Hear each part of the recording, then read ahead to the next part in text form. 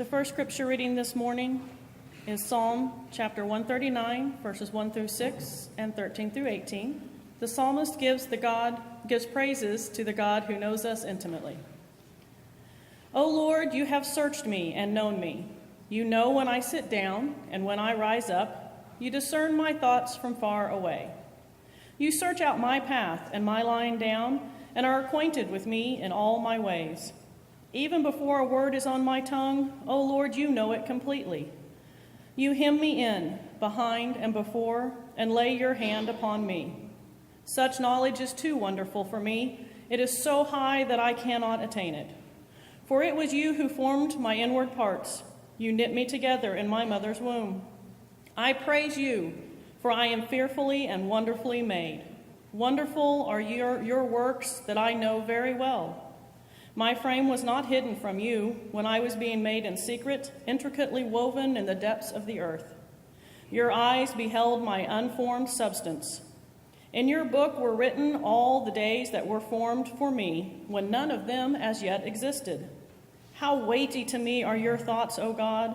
How vast is the sum of them! I try to count them. They are more than the sand.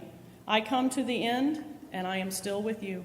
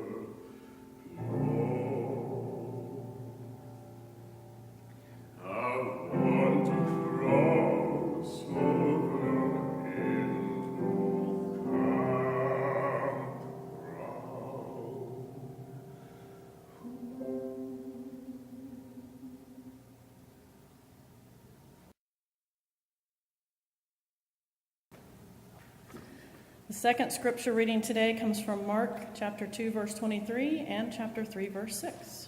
In the gospel reading, the Pharisees questioned Jesus about his disciples' conduct on the Sabbath. One Sabbath, he was going through the grain fields, and as they made their way, his disciples began to pluck heads of grain. The Pharisees said to him, "Look, why are they doing what is not lawful on the Sabbath?" And he said to them, "Have you never read what David did when he and his companions were hungry and in need of food? He entered the house of God when Abiathar was high priest and ate the bread of presence, which is not lawful for any but the priest to eat, and he gave some to his companions. Then he said to them, 'The Sabbath was made for humankind, not humankind for the Sabbath. So the Son of Man is Lord even of the Sabbath.'"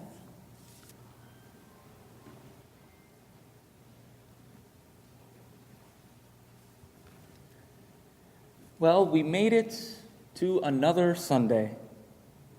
And today, just like every Sunday, comes with certain expectations, certain, shall we say, Sabbath expectations. Today is the day we celebrate as our Sabbath. In our congregation, in this sanctuary, what do you notice about today? What do you notice about the things that you see, the things that you hear, the things that you taste? What do you notice about the things that you touch? Sunday comes with Sabbath expectations, and different people bring different expectations with them. In this space, what do you expect to see, hear, do, or taste? What do you expect to feel? What do you expect to have happen? A Sabbath day comes with expectations. We learn about the Sabbath in the Bible and in the practice which has continued week after week for millennia. We learn about Jews celebrate Sabbath on Saturday, which is technically the day of the week that Sabbath refers to. We, along with most Christians, celebrate the Sabbath on Sunday, taking the concept of Sabbath and celebrating it in conjunction with the day that Jesus rose from the dead. And a Sabbath day brings with it certain expectations. Different people in different congregations have different expectations as to what that means. One congregation might expect during a worship on Sunday for everyone to dance and shout during worship. Another might expect reverent attention with no distracting movements or sounds. Yet another might alternate between sitting, standing, and kneeling. When we gather together on Sunday morning, each of us, coming from different backgrounds, have different expectations of Sunday worship. And sometimes different Sabbath expectations can lead to Sabbath conflict.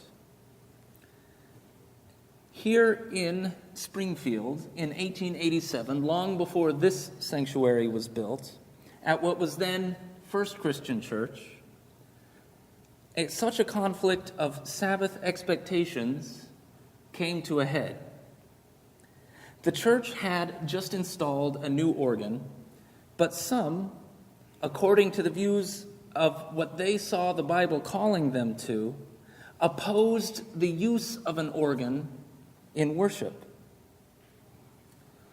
Opposition became so strong that those in support of the organ were forced to leave and go start a new church on South Street, what they called South Street Christian Church.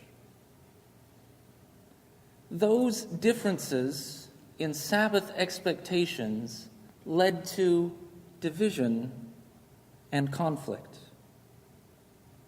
In today's scripture, Sabbath expectations lead to conflict. The conflict in this case arises not over issues in worship, such as worship style or attendance, but outside of worship, over how the Sabbath affects their daily lives.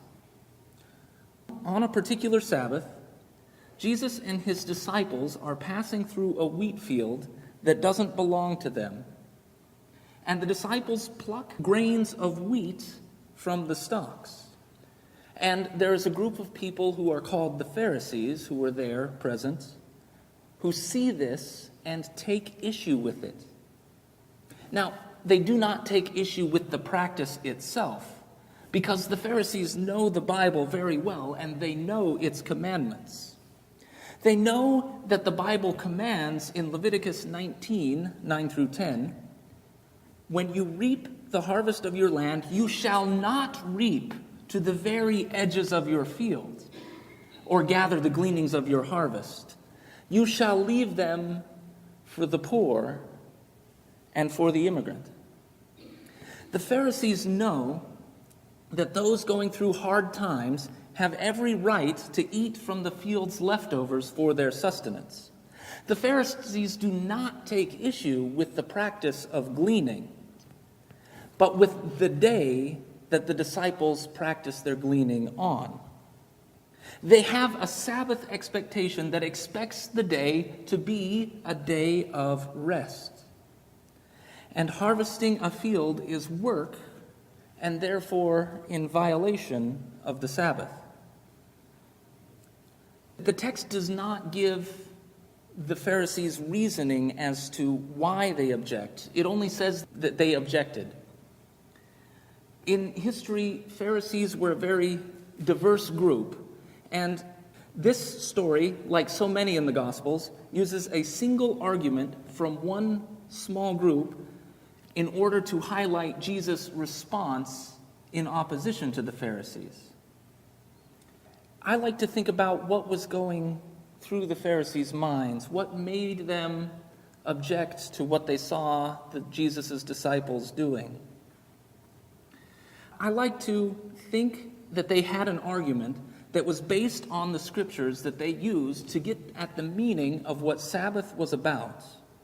And when I do this, I see the Pharisees making a fairly strong argument here. First, they might have looked to Exodus 16 when God fed the Israelites with manna after they had left Egypt and were wandering through the desert. Because God rested and did not provide manna on the Sabbath, God expected the Israelites to collect double manna on Friday so that they would have enough when Saturday, their Sabbath, arrived. Second, they might have looked to the Ten Commandments. The Ten Commandments appear twice in the Bible in slightly different forms. In Exodus 20, the fourth commandment says to remember the Sabbath day and keep it holy. You shall not do any work, you, your son or your daughter, or your male or your female slave, your livestock, or the immigrant resident in your towns. For in 6 days the Lord made heaven and earth, the sea, and all that is in them, but rested on the seventh day. Therefore the Lord blessed the Sabbath day and consecrated it. According to Exodus, no one should work on the Sabbath because God set the standard and did not work on the seventh day. Thus, one who works on the Sabbath is trying to outpace God and thus does not show God the respect that God deserves. Then they might look to the Ten Commandments, the version we see in Deuteronomy 5. The fourth commandment there says to respect the Sabbath day, and it compares the Sabbath not to creation, but to God's freeing the enslaved Israelites from Egypt. Like the Exodus version, it commands that no one in the household, including the slaves, should work on the Sabbath. It gives different reasoning for it, though. Here it says, you shall honor the Sabbath day so that your male and female slave may rest as well as you. Remember that you were a slave in the land of Egypt, and the Lord your God brought you out from there with a mighty hand and an outstretched arm. Therefore, the Lord your God commanded you to keep the Sabbath day. According to Deuteronomy, as scholar Andreas Schul puts it, the Sabbath day is a day of remembering Israel's enslavement in the past by enacting its opposite in the present. The point is that on the Sabbath, no one must work for any other person. The Sabbath interrupts and temporarily unhinges any kind of servitude and slavery, and in that sense commemorates the Exodus. So the Pharisees saw respecting the Sabbath as respecting the freedom that God gives them. Finally, the Pharisees would see how the Sabbath gives the Jewish people, which included Jesus and his disciples, a distinct identity from the culture that surrounded them. Their Jewish lands were currently occupied by the Roman Empire. Adherence to the Sabbath served as a reminder that at the end of the day, no matter which king ruled, whether it was a Jewish king or whether it was the emperor, the Jewish people could live according to their own customs, with their own identity and their own empowerments from God. After their argument with Jesus, the Pharisees laid it down and they dropped the mic and went and sat down. But today's reading tells us that Jesus had a response to the Pharisees' arguments. Jesus also goes to Scripture and looks to 1 Samuel and recounts a story in which David is on the run from King Saul. King Saul is jealous of David and wants to kill him. David, who is running away from Saul, runs into God's house and asks the minister there for something to eat. The only food the minister has is bread, which is used for a ceremonial purpose, and it's only legal, according to the Scriptures, for the priests to eat. The minister, upon seeing David in need, allows David to take the bread anyway, so that he and those with him could survive. So Jesus points this story out to say to the Pharisees, if David's hunger and desperation allowed him, with the blessing of the minister, to break that law, why wouldn't somebody's need and hunger in regard to this law take precedence over the law itself, the Sabbath law? Jesus does not deny the role of the Sabbath in creating identity and in respecting God. Jesus agrees with the purpose of the Sabbath, participating in God's creation, remembering the freedom that God gives, and declaring their distinct identity amidst the political chaos around them.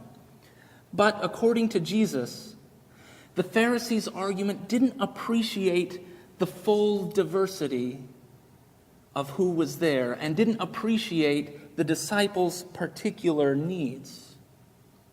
They had Sabbath expectations that were easy for the Pharisees to follow, but difficult for the poor to follow. When the Pharisees, who had the time, resources, and energy, enforced what worked for them on others who were different from them and expected them to follow it in exactly the same way, then their Sabbath expectations, although having the argument for liberation and liberty, ends up becoming expectations of conformity. They expected everyone to experience the great and wonderful life that they were going through, but ended up just laying a burden on those who did not have the same means. Their good intentions ended up putting them in a position of power over the ones they hoped to serve. No one was trying to hurt the other. They were all trying to follow God as best as they knew how. Both made arguments according to their knowledge of Scripture as they understood it as best they could. So, when their Sabbath expectations lead to conflict, how can we tell which expectation to embrace? In verse 27, Jesus says that the key is to remember what the Sabbath is for. The Sabbath was made for humankind, he says, and not humankind for the Sabbath. We have Sabbath expectations, but God also has Sabbath expectations. God makes the Sabbath for humans, not so that humans can rule it or be ruled by it, but to provide it so that it can let us center and be sustained. God's expectations are not for people to live up to, but for the Sabbath itself to provide for all people, no matter what they are going through in life at that moment. For those in difficult or desperate situations, God gives a space where they might claim their own identity and purpose while getting sustenance for their basic needs. God gives the Sabbath to bring a breath of life to each person who follows God every 7 days. That is a time to recenter, a time to remember our purpose. When First Christian Church split with South Street Christian Church in 1887, each of the factions continued celebrating the Sabbath on Sundays in different churches, each seeking God's guidance for a way forward. In the years that followed, the factions could see that their own expectations of what music was played in worship didn't matter as much as what God could do in their lives. Several years later, the groups got back together and decided to build a new church that had an organ and that could celebrate the diversity of differences of opinions within the church, where they all knew that God was providing for them. And they kept calling that church South Street Christian Church. It was not the presence or the absence of an organ that mattered, but it was the presence of God working among them. What do you notice about today? What do you see, hear, do, or taste on the Sabbath day? Can we see God working among us, giving us space to breathe, space to recenter and claim who we are amidst a rapidly shifting landscape? Do we find a space where we can receive acceptance and sustenance no matter where we are at in life or what we are going through? Can we allow others that kind of space as well as we celebrate what God is doing in others' lives as well? Can we experience the Sabbath expectations not of ourselves, but of God, who gives us the Sabbath freely and gives it to us with grace and love? Can we embrace the Sabbath expectations?